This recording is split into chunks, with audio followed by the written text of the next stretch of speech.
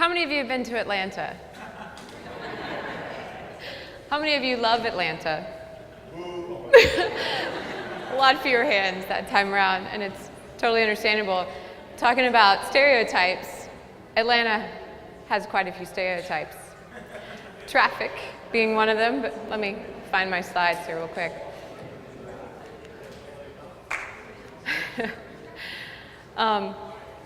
Traffic, education, water, lots of problems. Big social challenges that will require significant collaboration in the next few years and in the following decades. What I'm here to talk about, though, is about connection. And I honestly am going to steal this idea that they've created here about the piloting 20 projects for just 2,500.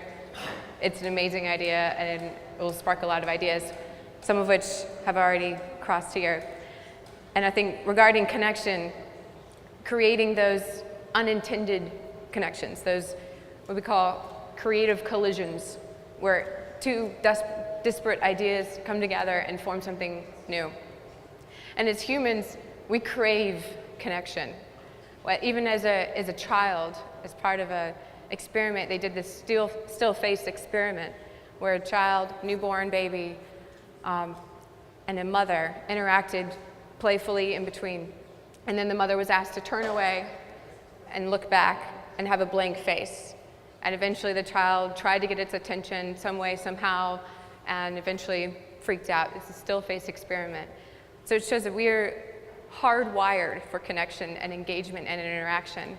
And in a world where it's so easy to be zoned into our smartphones, technology's made it so easy for us to not engage with others around us. So this causes big problems, and especially in a city of Atlanta where it's home of social change and Dr. Martin Luther King Jr.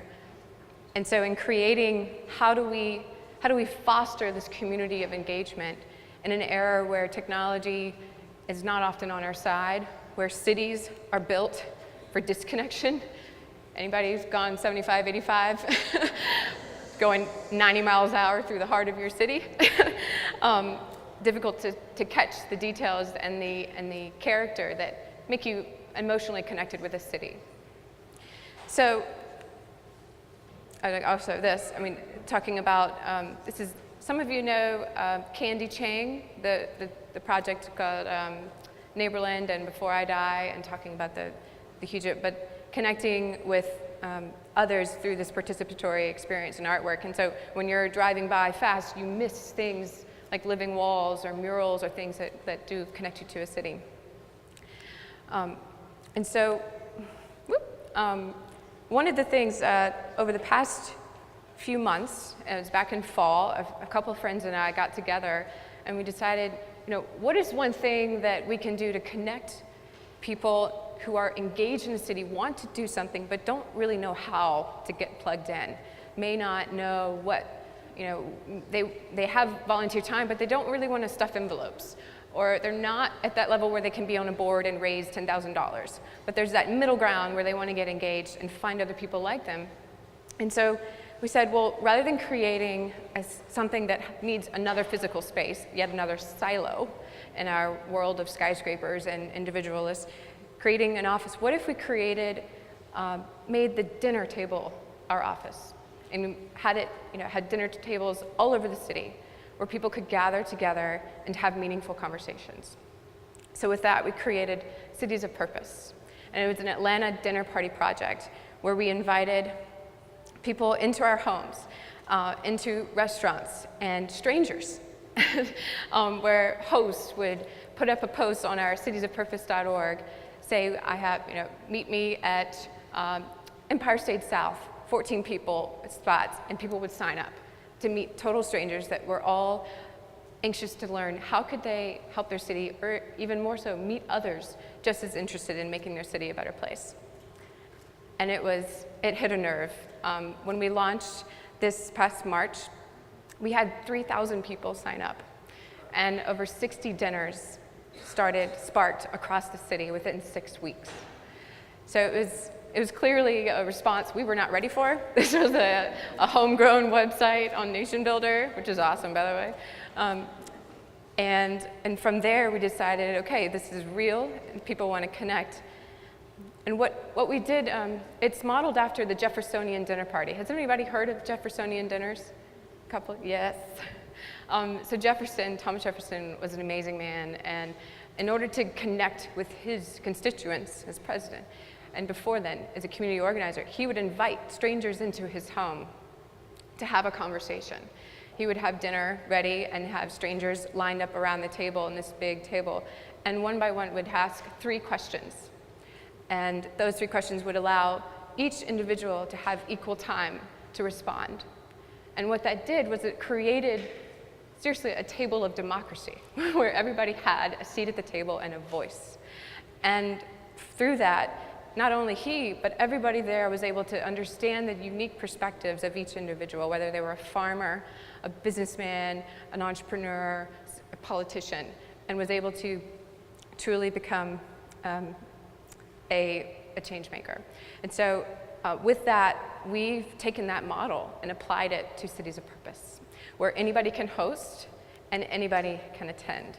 So we open it up to strangers. And from there, what we do is we provide framework. We have 8 to 14 people. We'll probably shift that more to 12 because I've hosted one with 14 and it's a lot of voices and opinions.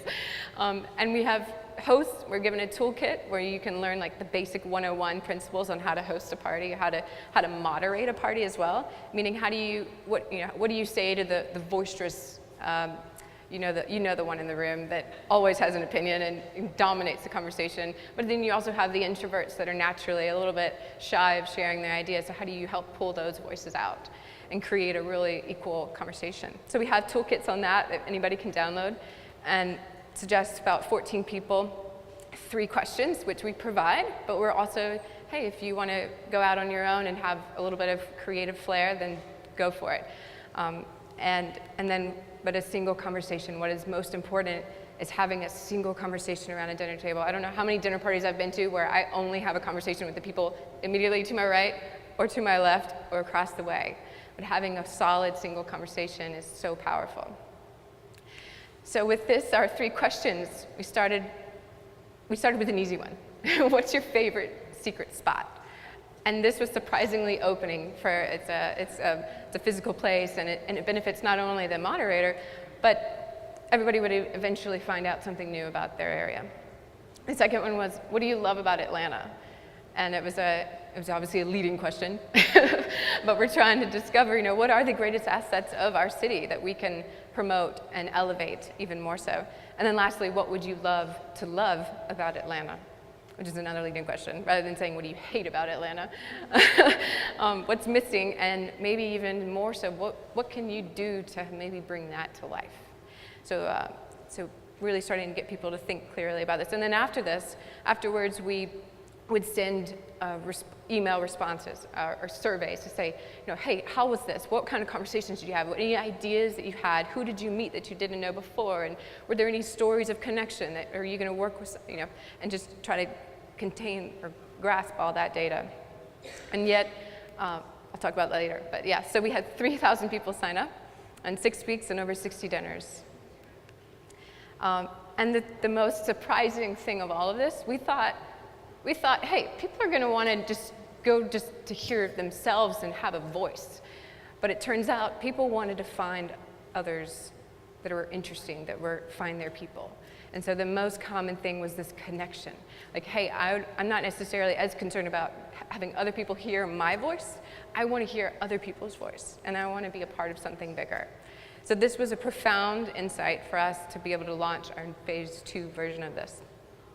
And finding our people is continuing. We're realizing people want to be part of a continuing league. Another insight, we found that once people went to a dinner, they were like, what's next?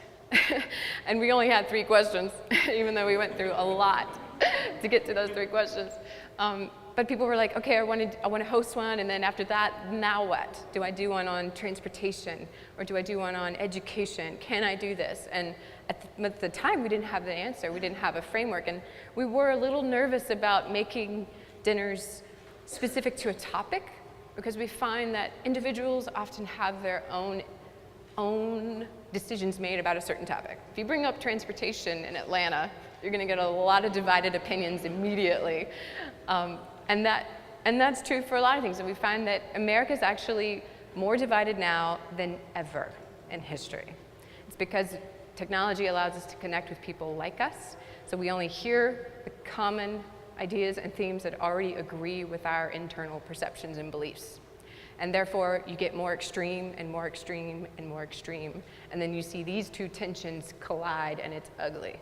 And you see the stalemate. And so in order to overcome this ugliness of just not even recognizing or receiving the other end, we have to bring back the art of conversation around a round table and get people to at least listen and understand why people think the way they think.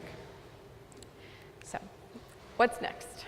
The next phase of this is we're pretty much launching what some might call a dinner league. So you could join, and it would be more like an 8-month, 9-month thing. We're still in the process of developing a curriculum, but we would dive into some of the leading leadership organizations, such as Leadership Atlanta, or Lead Atlanta, and not surprisingly, a lot of our people that have attended these are millennials, so they're interested in getting engaged and want to be involved in organizations but might not know how. So we could have each month would be curated for a theme that talk about issues that people don't want to talk about or wouldn't come up naturally, like race, like stereotypes, and find safe places for people to talk about these things. And then the other thing what we're going to do is we're going to have a big kind of regurgitation, consolidation, and synthesis of what we've learned so far from all of the conversations, the dinners, and everything, and send that back out and almost have a launch for our next version. And then also finally, we're going to launch a version of this so that not just in Atlanta, but everywhere around the world, people can host dinners in their homes or in their restaurants around the world. So that's coming up next. But lastly, just to reiterate, it comes back down to connection, that emotional bond that you have with a stranger. Hopefully you're not staring at someone's eyes while they're eating. That would be awkward. But basically, it's a similar like mine. When you break bread together, it changes things. It's physiologically, there's been studies on it, that having a meal together is truly one of the most bonding things you can do. And so, since, after all, breaking bread has long been the birthplace of social change, we hope that our project, the Atlanta Dinner Party Project, can scale to create social change, not only in Atlanta, but around the world.